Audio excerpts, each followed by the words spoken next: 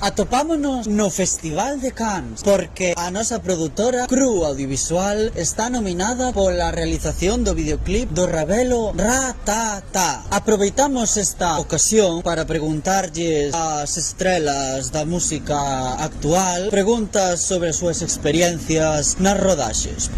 Contanos unha anécdota surrealista que che teña pasado nunha rodaxe. Na rodaxe de Pelea, que todos os extras estaban, como dicía antes Xaime, que é o director, era xente que non estaba avisada do que iba a pasar ni nada. De repente chegamos eu coa canción esa de fondo, que tampouco a canción máis agradable do mundo, que a miña voz, que tampouco a voz, bueno, había moito contenido non agradable. E de repente ese acting así violento tal, acaba o rollo, e acerca unha señora profundamente disgustada, e dice, mira, disculpa, isto por que é así?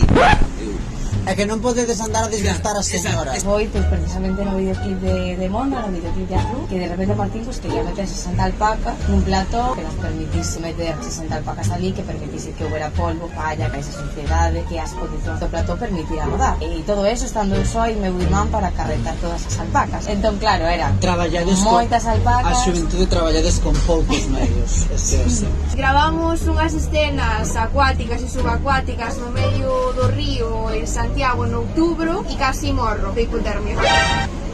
Así. De repente, cando me dei conta, estaba dentro dun váter público no medio de Vigo con un montón de animais batendo moi forte nas portas e saindo para conquistar Vigo.